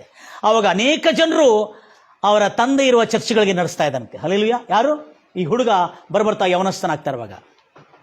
ಎಲ್ಲರೂ ಹೇಳ್ತಿರಲ್ವಯ್ಯ, ಈ ಹುಡುಗ ಬರ್ಬರ್ತಾ ಯವನಸ್ಥನಾಗ್ತಾ ಇರುವಾಗ ಅನೇಕರಿಗೆ ಸಾಕ್ಷಿಯಾಗಿ ಆತನ ಸುವಾರ್ತೆ ಸಾರ್ಥ. ಅನೇಕ ಜನರು ಆಗ ಅವರ ಚರ್ಚ್ ಒಳಗೆ ಎಷ್ಟು ಜನ ಜಮಾ ಆಗಿದ್ರು? ಸುಮಾರು 500ಕ್ಕಿಂತ ಹೆಚ್ಚಿನ ಜನರು ಅವರ ಚರ್ಚ್ ಒಳಗೆ ಜಮಾ ಆದರು. ಹಲ್ಲೆಲೂಯಾ. ಏನು ಇಂಟ್ರೆಸ್ಟಿಂಗ್ ಇದೆ, ಈತನು ರೋಡ್ ಮೇಲೆ ಹಾಡ್ತಿರುವುದನ್ನು, ಈತನು ಅನಿಲ್ ಕಾಂತ್ ಅವರ ಪ್ರೋಗ್ರಾಮ್ನಲ್ಲಿ ಹಾಡ್ತಿರುವುದನ್ನು, ಈ ಹುಡುಗನು ಯಾರು, ಈ ಗೊಲ್ಲಾರ್ ಎಂಬ ಕುಟುಂಬದ ಉಳಿದಿರ್ತಕ್ಕಂಥ 5ನೇ ಮಗು, ಬಚಾವಾಗಿರ್ತಕ್ಕಂಥ 5ನೇ ಮಗು ದೊಡ್ಡವನಾಗಿ ಹಾಡಾಡ್ತಾ ಸುವಾರ್ತೆ ಸಾರ್ತಾ ಇದ್ದಾನೆ ರೋಡ್ ಮೇಲೆ. ಎಲ್ಲೇ? ರೋಡ್ ಮೇಲೆ ಸುವಾರ್ತೆ ಸಾರ್ತಾ ಇದ್ದಾನೆ. ಸುವಾರ್ತೆ ಸಾರ್ತಾ ಹಾಡಾಡ್ತಾ ಇರೋದನ್ನು ಕೇಳಿ ಆತನ ಸುವಾರ್ತೆಯ ಬೆಂಕಿ, ಆತನಲ್ಲಿರ್ತಕ್ಕಂಥ ಆಸಕ್ತಿ, ಆತ್ಮಗಳ ಭಾರವನ್ನು ನೋಡಿ ಒಬ್ಬರು ಅರಬ್ ರಾಷ್ಟ್ರದಲ್ಲಿ, ಎಲ್ಲಿ? ಅರಬ್ ರಾಷ್ಟ್ರದ ಅಬುದಾಬಿಗೆ ಆತನ ಸಾಕ್ಷಿಯನ್ನು ಹೇಳೋದಕ್ಕಾಗಿ ಕರೆಸಿದ್ದ. ಎಲ್ಲೇ? ಅಬುದಾಬಿ. ಕೇಳಿದ್ರ? ಅಬುದಾಬಿ ಅರಬ್ ರಾಷ್ಟ್ರಗಳಲ್ಲಿ ಒಂದು ದೇಶವಾಗಿದೆ. ಅಲ್ಲೇ ಈತನು ಸುವಾರ್ತೆ ಸಾರೋದಕ್ಕೆ ಫಸ್ಟ್ ಟೈಮ್. ಎಲ್ಲರೂ ಹೇಳ್ತಿರಲ್ವಿಯಾ? ಎಲ್ಲ ಬೇರೆ ದೇಶಕ್ಕೆ ಕರೆದಾರೆ ಈತನಿಗೆ ಸುವಾರ್ತೆ ಸಾರಲಿಕ್ಕೆ. ಯಾಕಂದ್ರೆ ಇವನ ಸ್ವರ ಏನು, ಪ್ರತಿಭೆ, ಇವನ ಸ್ವರ ಬಹಳ ಸುಂದರವಾಗಿ ಇಂಪಾದ ಹಾಡಾಡತಕ್ಕಂಥ ವ್ಯಕ್ತಿ ಅವನು. ಅವನ ಹಾಡುಗಳನ್ನು ಅವನು ಏನು ಮಾಡ್ದ, ರೆಕಾರ್ಡಿಂಗ್ ಮಾಡಿ ಯೂಟ್ಯೂಬ್ನಲ್ಲಿ ಹಾಕ್ತಾ ಇದ್ದಾನೆ. ಆ ಹಾಡುಗಳು ಕೇಳಿ ಅವನನ್ನು ಅಬುದಾಬಿ, ದುಬೈಗೆ ಕರೆದರು. ದುಬೈಗೆ ಅವನಿಗೆ ಪಾಸ್ಪೋರ್ಟ್ ಎಲ್ಲ ಮಾಡಿಕೊಂಡು ದುಬೈ ವೀಸಾ ಕೊಟ್ಟರು. ದುಬೈಗೆ ಹೋದ. ದುಬೈನಲ್ಲಿ ಹೋಗಿ ಸುವಾರ್ತೆ ಸಾರ್ಲಿಕ್ಕೆ ಹೋಗಿದ್ದ. ದುಬೈನಲ್ಲಿ ಒಂದು ದೊಡ್ಡ ಹೋಟೆಲಲ್ಲಿ ಆತ ನನಗೆ ಇರಿಸಿದ್ರು. ಅವರು ನಾಳೆ ಬೆಳಿಗ್ಗೆ ಸಂಜೆಗೆ ವಾಕ್ಯ ಹೇಳೋಕೆ ಬಂದು ಸುವಾರ್ತೆ ಹೇಳೋದಕ್ಕಾಗಿ ಚರ್ಚಿಗೆ ಹೋಗಿ ಸುವಾರ್ತೆ ಹೇಳಿದ್ರು. ಸಂಜೆಗೆ ಸುವಾರ್ತೆ ಹೇಳಿದುಕೊಳ್ಳಿ ದೇವರ ವಾಕ್ಯ ಆಯಿತು. ಅದು ಎದರಲ್ಲಿ? ಫೇಸ್ಬುಕ್ನಲ್ಲಿ, ಫೇಸ್ಬುಕ್ ಎಂಬ ಸಾಮಾಜಿಕ ಜಾಲತಾಣದಲ್ಲಿ ಹಾಕಿದರು. ಅದು ಹಾಕ್ತಾ ಸುವಾರ್ತೆ ಸಾರಲ್ಪಡ್ತದೆ. ಅಲ್ಲಿ ಏನಾಯಿತು, ನಮ್ಮ ದೇಶದವರು, ಆ ದೇಶದಲ್ಲಿ ನಮ್ಮ ದೇಶದವರೆಲ್ಲ ಅದನ್ನು ಲೈಕ್ ಮಾಡ್ತಾ ಇದ್ದಾಗಾಗಿ ಪ್ರೇಯರ್ ಮಾಡ್ತಾರೆ. ಅವನು ಯಾಕೆ ಹಾಕಿದ್ದಾನೆ? ನಾನು ಅಬುದಾಬಿಯಲ್ಲಿ ಕ್ಷೇಮವಾಗಿ ತಲುಪಿದ್ದೇನೆ, ನನ್ನ ಸೇವೆ ಇನ್ನೂ ವೃದ್ಧಿ ಆಗುವಂತೆ ನೀವೆಲ್ಲ ಪ್ರಾರ್ಥನೆ ಮಾಡಿ ಎಂಬುದಾಗಿ ತನ್ನ ದೇಶದವ್ರು ಕಳಿಸ್ತಾನೆ. ದೇಶದವರೆಲ್ಲ ಪ್ರಾರ್ಥನೆ ಮಾಡ್ತಾ ಇರ್ತಾರೆ. ಆದರೆ ಅಬುದಾಬಿನಲ್ಲಿ ಇರ್ತಕ್ಕಂಥ ಒಂದು ವ್ಯಕ್ತಿ ಫೇಸ್ಬುಕ್ಕಲ್ಲಿ ನೋಡ್ತಾನೆ ಅದನ್ನು. ಅಬುದಾಬಿಯಲ್ಲಿ ಇರ್ತಕ್ಕಂಥ ಅರಬ್ ರಾಷ್ಟ್ರದ ಒಂದು ದೇಶ ಫೇಸ್ಬುಕ್ಕಲ್ಲಿ ನೋಡ್ತಾನೆ. ನೋಡಿದ ಕೂಡಲೇ ಕ್ರೈಸ್ತ ಪ್ರಚಾರ ಮಾಡಲಿಕ್ಕೆ ಒಬ್ಬ ವ್ಯಕ್ತಿ ಬಂದಿದ್ದಾನೆ. ಅವನ ಹಾಡು ಕೇಳ್ತಾನೆ. ಹಾಡು ಇಷ್ಟು ಸುಂದರವಾಗಿರ್ತದೆ. ಅವನ ಸ್ವರವನ್ನು ಕೇಳಿ ಆ ವ್ಯಕ್ತಿ ಫೇಸ್ಬುಕ್ಕಲ್ಲಿ ಚಾಟಿಂಗ್ ಮಾಡ್ತಾನೆ. ಏನು ಮಾಡ್ತಾನೆ? ಚಾಟಿಂಗ್ ಅಂದರೆ ಗೊತ್ತಿದೆ, ನಮ್ಗೆ ಭಾಳ ಇಷ್ಟ ಚಾಟಿಂಗ್ ಅಂದರೆ. ಎಲ್ಲಿದಿ? ಏನು ಮಾಡ್ತಾ ಇದ್ದಿ? ಒಲಿ ಓದಾಕತ್ತೇನು, ಬರ್ತೀನ? ಹೌದಾ? ಚಾಟಿಂಗ್ ಅಂದರೆ ಭಾಳ ಇಷ್ಟ. ಸೊ ಈಗ ಈ ಅಬುದಾಬಿನಲ್ಲಿರ್ತಕ್ಕಂಥ ಒಂದು ವ್ಯಕ್ತಿ ಚಾಟಿಂಗ್ ಮಾಡ್ತಾನೆ. ಅರೋ, ಒಳ್ಳೇದಾಗಿದೆ, ನೀವು ಭಾಳ ಚೆನ್ನಾಗಿ ಹಾಡ್ತೀರಿ, ನಂಗೆ ಭಾಳ ಸಂತೋಷವಾಯಿತು, ನಾನು ಅಬುದಾಬಿಯಲ್ಲಿ ಇರ್ತೀನಿ. ಏನು? ನಾನು ಅಬುದಾಬಿಯಲ್ಲಿ ಇರ್ತೀನಿ ಅಂತ ಹೇಳ್ತಾನೆ. ಹೌದಾ, ಭಾಳ ಸಂತೋಷವಾಯಿತು, ಆ ದೇಶದಲ್ಲಿ ಇರ್ತೀನಿ, ನಿಮ್ಮ ಹಾಡಂದರೆ ಭಾಳ ಸಂತೋಷವಾಯಿತು, ನಿಮ್ಮನ್ನು ಭೇಟಿಯಾಗಬೇಕು, ನೀವು ಎಲ್ಲಿದ್ದೀರಿ ಅಂತ ಕೇಳ್ತಾರೆ. ಯಾರು? ಅಲ್ಲಿನ ವ್ಯಕ್ತಿ. ನಾನು ಫಲಾನ ಹೋಟೆಲ್ದಲ್ಲಿ. ಇನ್ನೂ ಸಂತೋಷ ಆಗ್ತಾನೆ, ಯಾವ ನನಗೆ ಯಾರು ಕೇಳಿದ್ರು ಅಂತೇಳಿ. ಎಲ್ಲರೂ ಹೇಳ್ತಿರಲ್ವಿಯಾ? ಸಂತೋಷವಾಗಿ ಎಲ್ಲಿ ಈ ಹೋಟೆಲಲ್ಲಿ ಇದೆ ಅಂತ ಹೋಟೆಲ್ಗೆ, ಸರಿ ನಾನು 3 ಗಂಟೆಗೆ ಬರ್ತೀನಿ, 3 ಗಂಟೆಗೆ ಏನು ಮಾಡ್ತಾ ಇದ್ದೀರಿ? ಅಲ್ಲ 3 ಗಂಟೆಗೆ 3 ಗಂಟೆಗೆ ಏನಿಲ್ಲ, ಖಾಲಿ ಇದ್ದೀನಿ, ನನ್ನ ಜೊತೆಲಿ ಬರಬೇಕು ನೀವು, ನಾನು ತೊಗೊಂಡು ಹೋಗ್ತೀನಿ ಅಂತ ಸ್ಥಳದಲ್ಲಿ. ನಿಮ್ಮ ಹಾಡು ಚೆನ್ನಾಗಿ ಅನಿಸಿದೆ, ನಿಮ್ಮ ಹಾಡು ಕೇಳಬೇಕು ನಾವು. ಯಾರೋ ಅಪರಿಚಿತ. ಇವನು ಸ್ವಲ್ಪ ಸಂತೋಷ ಆಗ್ತಾನೆ, ನಾನು ಹಾಡು ಕೇಳಿ ಭಾಳ ಖುಷಿದ್ರಿ. ಬಂದ ಬೆಳಿಗ್ಗೆ ಅವನು ಕಾರ್ ತೊಗೊಂಡು ಬಂದಿರ್ತಾನೆ. ಯಾರು? ಅಪರಿಚಿತ ವ್ಯಕ್ತಿ ಅಬುದಾಬಿಯಲ್ಲಿ ಅವನು ನೋಡೋದಕ್ಕಾಗಿ ಬಂದಿರ್ತಾನೆ. ಹೋಟೆಲ್ನಲ್ಲಿ ಹೋಗಿ ಕೂಡ ನೋಡಿದ್ಕೊಳ್ಳಿ ಅವರೆಲ್ಲ ಹೆಂಗಿರ್ತಾರೆ? ಅರಬ್ ರಾಷ್ಟ್ರದವರು. ಅವ್ರು ಅವ್ನು ನೋಡಿದ ಕೂಡಲೇ ಪಾಪ ಇವ್ ಅರಬ್ಬಿಂಗಿದ್ದಾನಲ್ಲ, ಹೇಳ್ತಾರೆ, ಬಾಯ್ ಗೊಲ್ಲಾರ್, ಭಾಳ ಚೆನ್ನಾಗಿ ಹಾಡ್ತೀರಿ ನೀವು, ಭಾಳ ಖುಷಿ ಆಯ್ತು ನಿಮ್ಮನ್ನು ಕೇಳಿ, ನಿಮ್ಮ ಹಾಡು ಕೇಳಬೇಕು ನಾವು, ಬರ್ತೀರಾ? ನನ್ನ ಒಂದು ಏರಿಯಾನಲ್ಲಿ ಬಂದು ನೀನು ಹಾಡಬೇಕು. ಹಾಡ್ತೀನಿ. ಆಗ ಕಾರ್ನಲ್ಲಿ ಕೂತ್ಕೊಂಡು ಹೋಗುವಾಗ ಹೇಳ್ತಾನಂತೆ, ಅಲ್ಲೇ ಯೇಸು ಅನ್ನೋ ಪದ ಹೇಳಬಾರದು. ನಾನು ತಗೊಂಡು ಹೋಗ್ತಿರ್ತಕ್ಕಂಥ ಸ್ಥಳದಲ್ಲಿ ಯೇಸು ಎಂಬ ಹೆಸರು ಅಲ್ಲೇ ಹೇಳಬಾರದು. ಖುದಾ ಅಂಥೇಳು, ರಬ್ ಅಂಥೇಳು, ಪ್ರಭು ಅಂಥೇಳು, ಅಥವಾ ಒಡೆಯನಂತೇಳು, ಲಾರ್ಡ್ ಅಂತೇಳು, ಗಾಡ್ ಅಂತೇಳು. ಆದರೆ ಯೇಸು ಕರ್ಕೆ ನೈ ಬೋಲ್ನಾ, ಬಹುತ್ ಮುಷ್ಕಿಲ್ ಹೋ ಜಾಯೇಗಾ. ಕಾರ್ನಲ್ಲಿ ಹೋಗ್ತಾರೆ ಅವಾಗ. ಇವನು ನೋಡಿದ್ರೆ ಯಾರು? ಅರಬ್ ರಾಷ್ಟ್ರದವನು, ಪಟ್ಟ ಗಿಟ್ಟ ಎಲ್ಲ ಕಟ್ಕೊಂಡು ಉದ್ದ ಗೌನ್ ಹಾಕೊಂಡಿದ್ದಾನೆ. ಏ ಕಟಾನೆ ಲೆಗ್ ಜಾ ರಹಾ ರೇ ಬಾ ಮುಜೆ, ಎಲ್ಲೇ ಕಡ್ದಾಕ ತೊಗೊಂಡು ಹೋಗ್ತಾ ಇದ್ದಾನೆ ಮನುಷ್ಯ, ಎಲ್ಲೋ ಕಡಿತಾರಂಗೇನೋ ಅಂತೇಳಿ ಹೆದರ್ತಾ ಹೋಗ್ತಾ ಇದ್ದಾನೆ. ಈಗ ಆಮೇಲೆ ಅವನಿಗೆ ಗಮನಕ್ಕೆ ಬಂತದು. ಆಮೇಲೆ ಹೋಗೋದ್ ಕೂಡಲೇ ಒಂದು ದೊಡ್ಡ ಭವನದ ಹತ್ರ ಹೋಗ್ತದೆ, ದೊಡ್ಡ ಕಾಂಪೌಂಡ್ ಇರ್ತದೆ. ಆ ಕಾಂಪೌಂಡಿನ ಗೇಟು ಎದರಿಂದಿರ್ತದೆ? ಬಂಗಾರು. ಎದರಿಂದಿರ್ತದೆ? ಬಂಗಾರು. ಅದು ನೋಡಿದ್ರೆ ದೊಡ್ಡ ಮೆಹಲ್, ಅರಮನೆ. ಗೇಟ್ ತೆಗಿತಾರೆ, ನೀವು ನೋಡ್ತಾರೆ, ಎಂಬ ಇಂಥ ದೊಡ್ಡ ಗೇಟು, ಇದೇನು ದೊಡ್ಡ ಅರಮನೆ ಒಳಗೆ ಬರ್ತಾ ಇದ್ದೀನಲ್ಲ, ಇನ್ನು ನನಗೆ ಕಡಿಸೋಗಿದೆ ಈತನು. ಹೇ ಮುಜೆ ಕಟಾನೆ ಲೇಗಾರಿದಾರೆ. ನಾನು ಸುಮ್ಮನೆ ಅವ್ರಿಗೆ ಕೇಳದೆ ಹೇಳದೆ ಬಂದ್ಬಿಟ್ಟಿನಲ್ಲ. ನಂಗೆ ಕರೆದವ್ರು ಬೇರೆಯವರು ಪಾಸ್ಟರ್ ಕೆಲಸಕ್ಕೆ, ಇಲ್ಲ ಸುವಾರ್ತಾರೆ, ನಾನು ಇವ್ರದಿಂದ ಬಂದುಬಿಟ್ಟಿನಂತೆ ಒಳಗೆ ಹೋಗ್ತಾನೆ.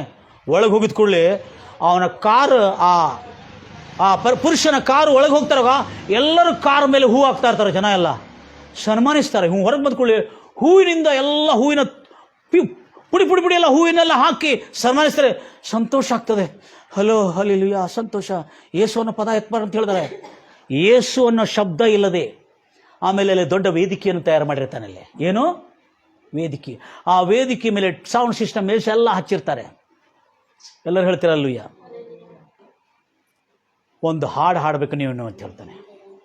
ಎಲ್ಲರೂ ಹೇಳ್ತೀರಲ್ಲೂಯ್ಯ.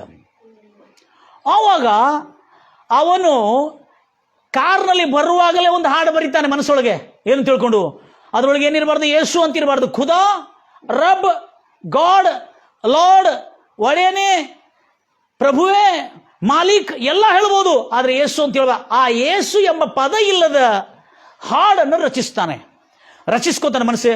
ಅದನ್ನೇ ಆ ವೇದಿಕೆ ಮೇಲೆ ಮೈಕೆಲ್ಲ ಕೊಡ್ತಾರೆ. ದೊಡ್ಡ ಅರಮನೆ ಒಳಗೆ ಹೋಗಿದ್ದಾನೆ, ಮೈಕ್ ಕೊಡ್ತಾರೆ. ಮೈಕ್ನಲ್ಲಿ ಎಲ್ಲ ಹಾಡ್ತಾನೆ. ಬಹಳ ಸಂತೋಷ ಆಗ್ತದೆ. ಯಾರಿಗೆ? ಆ ವ್ಯಕ್ತಿಗೆ ಯಾರು ಕರ್ಕೊಂಡೋಗಿರ್ತಾರೆ ಬಹಳ ಖುಷಿಯಾಗಿಬಿಡ್ತಾರೆ. ಎಲ್ಲರೂ ಹೇಳ್ತಿರಲ್ವಿಯ. ಅವನಿಗೆ ಬಹುಮಾನಗಳು ಕೊಡ್ತಾರೆ. ಖುಷಿ ಆಯಿತು, ಹೀಗೆ ಬೆಲ್ಡನ್, ನಿನ್ನ ಸ್ವರ ಭಾಳ ಚೆನ್ನಾಗಿದೆ, ನಿನ್ನ ಸ್ವರವನ್ನು ಕೇಳೋದಕ್ಕಾಗಿ ನಾನು ಕರೆಸಿದೆ ನಿನಗೆ ಅಂತ ಹೇಳ್ತಾರೆ. ನಮ್ಮ ಜನರ ಹತ್ರ ಕೇಳಿಸ್ಬೇಕು.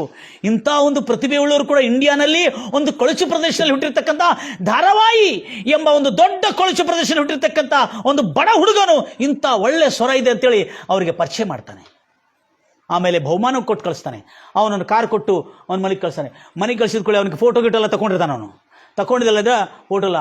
ಆಮೇಲೆ ಯಾರು ಕರೆಸಿರ್ತಾರಲ್ಲ ಅಬುದಾಬಿಗೆ ಪಾಸ್ಟ್ರುಗಳು, ಅವರು ಮನೆಗೆ ಬರ್ತಾರೆ. ಮನೆಗೆ ಬಂದು, ಏನ್ರಿ ನೀವು ಎಲ್ಲಿ ಹೋಗಿದ್ರಿ? ನಾವು ಫೋನ್ ಮಾಡ್ತಾ ಇದ್ದಾರೆ. ಇಲ್ಲ, ಯಾರೋ ಒಬ್ಬ ವ್ಯಕ್ತಿ ಬಂದಿದ್ದ, ನೀನು ಹಾಡು ಚೆನ್ನಾಗಿ ಆಡ್ತೀನಿ, ನಿನ್ನ ಹಾಡು ಚೆನ್ನಾಗಿದೆ ಅಂತ ಹೇಳಿದ. ನಾನು ಸಂತೋಷವಾಗಿ ಅವನ ಜೊತೆಲಿ ಹೋಗಿದ್ದೀನಿ. ಅಲ್ಲಿ ನೋಡಿದ್ರೆ ಗೇಟ ಬಂಗಾರದೈತಿ, ದೊಡ್ಡ ಅರಮನೆ ಇದ್ದಂಗೆ ಐತಿ. ಅಲ್ಲಿ ಹೋಗಿ ನಾನು ವೇದಿಕೆ ರೆಡಿ ಮಾಡಿದ್ರಲ್ಲಿ ಆ ವೇದಿಕೆ ಮೇಲೆ ಹಾಡಾಡ್ಲಿಕ್ಕೆ ಹೋಗಿದೆ. ಭಾಳ ಜನ ಬಂದಿದ್ರು, ಅಲ್ಲಿ ಹಾಡಾಡಿ ಬಂದಿದ್ದೇನೆ.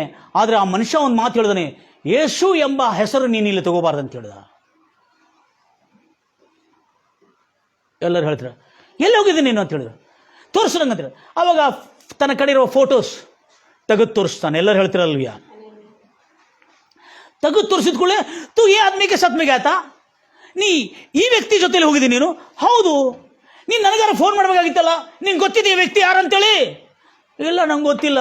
ಅವನು ಹೋಗುವಾಗ ಹೇಳಿದಾನೆ ಯೇಸು ಅಂತ ಹೆಸರು ಹೇಳಿದ್ರೆ ನಿಂಗೆ ತೊಂದರೆ ಆಗ್ತದೆ, ಯೇಸು ಅಂತ ಹೆಸರು ಹೇಳಬಾರ್ದು. ಕಾರ್ನಲ್ಲಿ ಹೋಗೋದು ಸ್ವಲ್ಪ ಹೆದರಿಕೆ ಆಯಿತು.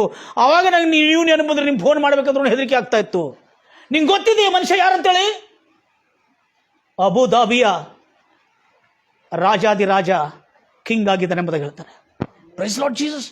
ಅಬುದಾಬಿ ಎಂಬ ರಾಷ್ಟ್ರಕ್ಕೆ ಇವರೇ ಕಿಂಗ್ ಅಂತ ಹೇಳಿದಾನೆ, ಅರಸನಂತೆ. ಅಮ್ಮ ದೇವಾ, ಈ ಮನುಷ್ಯ ಕಿಂಗ ನನ್ನ ತಗೊಂಡೋಗಿದ್ದವನು. ಆವಾಗ ಆತನ ಮಣ್ಕಾಲ ಮೇಲೆ ಬಿದ್ದು ಕಣ್ಣೀರಿಂದ ಹೇಳ್ತಾನೆ, ದೀನರನ್ನು ಧೂಳಿಯಿಂದ ಎಬ್ಬಿಸಿ,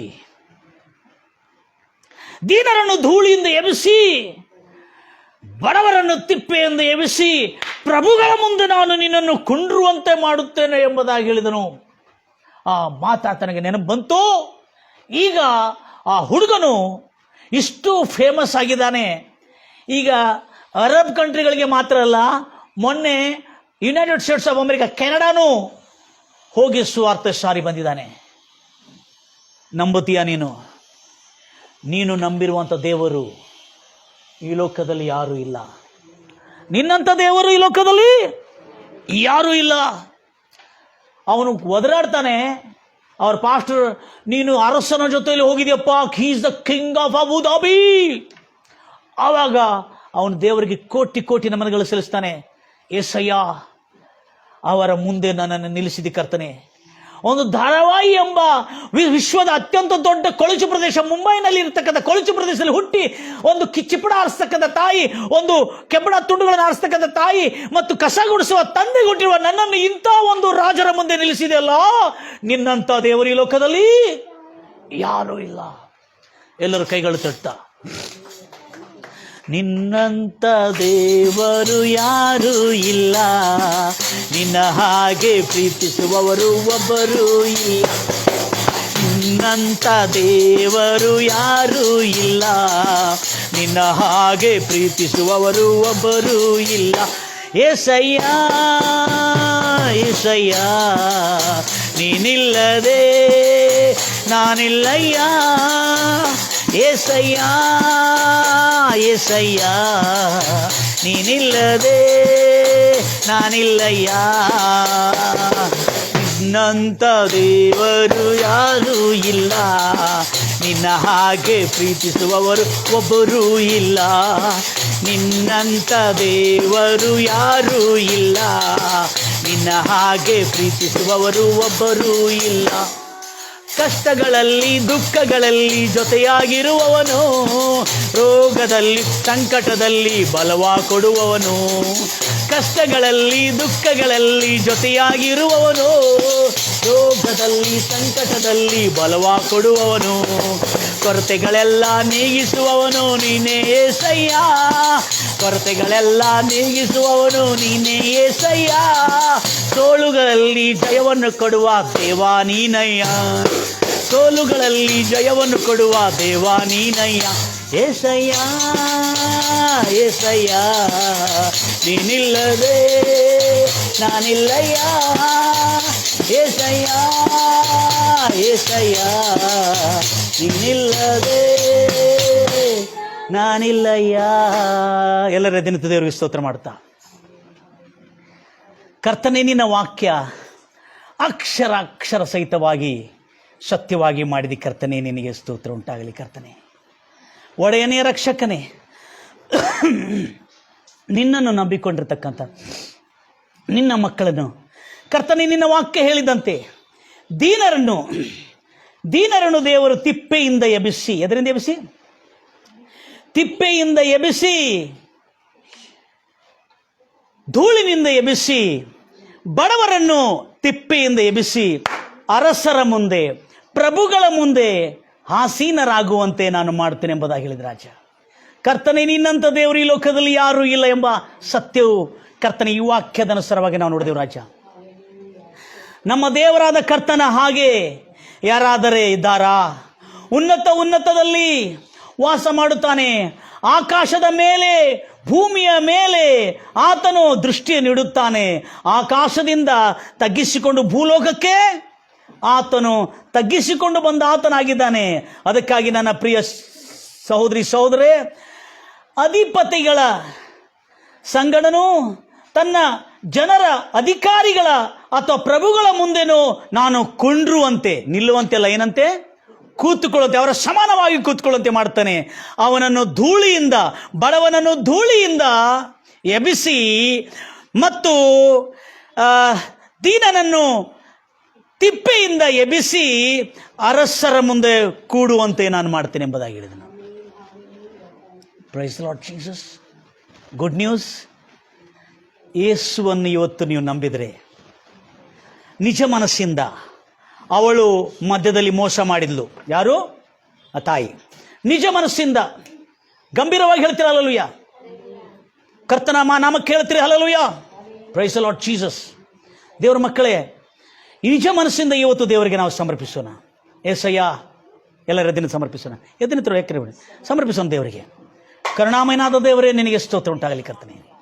ರಾಜಾದಿರಾಜನೇ, ನಿನಗೆ ಸ್ತೋತ್ರ ಉಂಟಾಗಲಿ ಕರ್ತನೆ. ನಿನ್ನ ಸಮ್ಮುಖದಲ್ಲಿ ಸೇರಿ ಬಂದಿದೆ ರಾಜ. ಯಾರ್ಯಾರು ಇವತ್ತು ಈ ಸುವಾರ್ತೆಯನ್ನು ಕೇಳ್ತಾ ಇದ್ರೆ, ಇವತ್ತೇ ಈಗಲೇ ಏಸಯ್ಯ ನನ್ನನ್ನು ಕ್ಷಮಿಸು, ನನ್ನ ಹೃದಯದಲ್ಲಿ ಬಾ, ನನ್ನ ಪಾಪಗಳನ್ನು ಅಳಿಸು. ನಿನ್ನ ಸಿಲುವೆ ಮರಣ ನಿಜ. ನನ್ನ ಪಾಪಗಳು ಅಳಿಸುವುದಕ್ಕಾಗಿ ನಿನ್ನ ಸಿಲುವೆಯಲ್ಲಿ ಮರಣಿಸಿದಿ. ನನ್ನ ಬಡತನವನ್ನು ಬಿಡುಗಡೆ ಮಾಡೋದಕ್ಕಾಗಿ ನಿನ್ನ ಸಿಲುವೆಯಲ್ಲಿ ಬಡವನಾಗಿದೆ ಎಂಬುದಾಗಿ ನನ್ನ ಜೊತೆಯಲ್ಲಿ ನೀನು ಪ್ರಾರ್ಥನೆ ಮಾಡೋದಾದರೆ ಯೇಸಯ್ಯ, ಇವತ್ತು ನಿನ್ನ ಹೃದಯದಲ್ಲಿ ನೀನು ಆಹ್ವಾನ ಮಾಡಿಕೊಂಡ್ರೆ, ಸ್ವಾಗತ ಮಾಡಿಕೊಂಡ್ರೆ, ಆಮಂತ್ರಿಸಿ ನಿನ್ನ ಹೃದಯದಲ್ಲಿ ಸ್ವೀಕರಿಸುವುದಾದರೆ ಖಂಡಿತವಾಗಿ ದೀನರನ್ನು, ತಗ್ಗಿಸಿಕೊಳ್ಳುವರನ್ನು ಧೂಳಿಯಿಂದ ಎಬ್ಬಿಸಿ, ಬಡವರನ್ನು ತಿಪ್ಪೆಯಿಂದ ಎಬ್ಬಿಸಿ, ಅರಸರ ಮುಂದೆ ಕೂಡಿರುವಂತೆ, ಅರಸರ ಸಮಾನವಾಗಿ ಕೂಡಿರುವಂತೆ ಸನ್ಮಾನ್ಯವಾಗಿ ದೇವರು ಮಾಡುತ್ತಾನೆ. ಅಷ್ಟಿಲ್ಲದೆ ಬದುಕುತ್ತಿರುವ ಜೀವನದಲ್ಲೆಲ್ಲ ಸುಖ, ಶಾಂತಿ, ಸಮಾಧಾನ, ನೆಮ್ಮದಿ, ತೃಪ್ತಿ, ಆರೋಗ್ಯಗಳು, ಕರ್ತನೆ ಗೌರವ, ಮಾನ ಸನ್ಮಾನದಿಂದ ಬದುಕುವ ಬಾಳನ್ನು ಅನುಗ್ರಹಿಸತಕ್ಕಂಥ ದೇವರಾಗಿದೆ ಎಂಬುದಾಗಿ ನನ್ನನ್ನು ಕೇಳತಕ್ಕಂಥ ಎಲ್ಲ ಜನರು ಇವತ್ತು ತಿಳಿದುಕೊಂಡಿದ್ದಾರೆ. ಬಂಜಾಗಿ ಮಕ್ಕಳಿಲ್ಲ ಎಂಬುದಾಗಿ ಕರ್ತನೆ ಕಡು ಬಡತನದಲ್ಲಿ, ಕರ್ತನೆ ಎಲ್ಲ ಹುಚ್ಚಾಟದಲ್ಲಿ ಮತ್ತು ಕೆಟ್ಟ ಚಟಗಳಲ್ಲಿ ಬಿದ್ದುಕೊಂಡಿದ್ದ ತಂದೆ ತಾಯಿಗಳನ್ನು ಕರ್ತನೆ ಆ ಬಂಜಾಗಿದ್ದವಳಿಗೆ ಮಕ್ಕಳಾಗುವ ಸೌಭಾಗ್ಯವನ್ನು ಕೊಟ್ಟು ಅವರ ಮನೆಯಲ್ಲಿ ಸಂತೋಷವನ್ನು ತುಂಬಿದಂತೆ ಕರ್ತನೆ ಇವತ್ತು ಯಾರ್ಯಾರು ಅನಾರೋಗ್ಯದಲ್ಲಿದ್ದಾರೆ ಅವರೆಲ್ಲರನ್ನು ಕರ್ತನೆ ನಿನ್ನ ಗಾಯಗಳ ಹಸ್ತವನ್ನು ಚಾಚಿ ಕರ್ತನೆ ಅವರನ್ನು ಮುಟ್ಟಿದ್ದಕ್ಕಾಗಿ ನಿನಗೆ ಸ್ತೋತ್ರ. ಯೇಸು ನಾಮದಲ್ಲಿ ನಿನ್ನ ಗಾಯಗಳನ್ನು ಚಾಚಿ ಕರ್ತನೆ, ಮುಟ್ಟಿ ಕರ್ತನೆ ಅವರನ್ನು ಸ್ವಸ್ಥತಪಡಿಸು ಕರ್ತನೆ. ಯೇಸು ನಾಮದಲ್ಲಿ ಇಗೋ ದೇವರ ಗಾಯವುಳ್ಳ ಹಸ್ತವು ನಿನ್ನ ಮೇಲೆ ಬಂದು ಉದಯಿಸ್ತಾ ಇದೆ. ದೇವರ ಗಾಯವುಳ್ಳ ಹಸ್ತವು ನಿನ್ನ ಕುಟುಂಬದ ಮೇಲೆ, ದೇವರ ಗಾಯವುಳ್ಳ ಹಸ್ತವು ನಿನ್ನ ಜೀವನದ ಮೇಲೆ ಬಂದು ಉದಯಿಸ್ತಾ ಇದೆ. ಇಗೋ ಆತನ ಗಾಯವುಳ್ಳ ಹಸ್ತವನ್ನು ಗಾಯವುಳ್ಳ ಹಸ್ತದ ಆಶ್ರಯದ ಕೆಳಗೆ ನೀನು ಬರುತ್ತೀ, ಯಾರೂ ಇಲ್ಲ ಎಂಬುದಾಗಿ ಅನೇಕ ಜನರು ನುಡಿಯುವಂತೆ ನೀನು ಮಾಡ್ತಾ ಇದ್ದ ಕಸದರುತ್ತೆ. ರಕ್ಷಣೆ, ನೀತಿ, ಜೀವ, ಸಮಾಧಾನ, ಶಾಂತಿ, ಕರ್ತನೆಯವರ ಆತ್ಮ ನಿತ್ಯ ನರಕಕ್ಕೆ ಹೋಗುವಂತೆ ಪರಲೋಕಕ್ಕೆ ಹೋಗುವಂಥ ಸೌಭಾಗ್ಯವನ್ನು ನೀಡಿದಕ್ಕಾಗಿ ನಿನಗೆ ಸ್ತೋತ್ರ.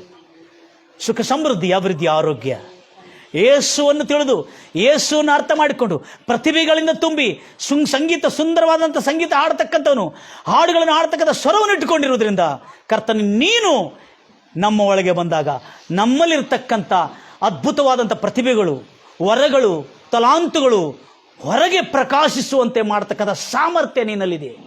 ಹೌದು ಕರ್ತನೆ, ಇವತ್ತು ನನ್ನ ಜೊತೆಯಲ್ಲಿ ಯಾರ್ಯಾರು ಯೇಸುವನ್ನು ತನ್ನ ಒಡೆಯನಾಗಿ, ತನ್ನ ರಕ್ಷಕನಾಗಿ ಸ್ವೀಕರಿಸಿದರೋ ಅವರ ಜೀವನದಲ್ಲಿ ಕರ್ತನೆ ಇಂದಿನಿಂದ ಅದ್ಭುತಗಳು, ಸೂಚಕ್ರಿಯೆಗಳು ಮತ್ತು ಕರ್ತನೆ ರಕ್ಷಣೆ, ನೀತಿ, ಜೀವ, ಆರೋಗ್ಯ, ಐಶ್ವರ್ಯ, ಮಾನ ಸನ್ಮಾನ ಅವರಿಗುಂಟಾಗಲಿ ಎಂಬುದಾಗಿ ಹಾರೈಸುತ್ತಾ ಯೇಸು ಕ್ರಿಸ್ತ ನಾಮದಲ್ಲಿ ಪ್ರಾರ್ಥಿಸ್ತಾ ಇದ್ದೇನೆ ತಂದೆ, ಆಮೇನ್. ನನ್ನ ಪ್ರಿಯ ಸಹೋದರಿ ಸಹೋದರಿ, ಬಹಳ ಆಸಕ್ತಿಯಿಂದ ದೇವರ ವಾಕ್ಯವನ್ನು ಕೇಳ್ತಾ ಬಂದಿದ್ದೀರಿ ನೀವು. ಅದಕ್ಕಾಗಿ ಇನ್ನು ಮುಂದೆ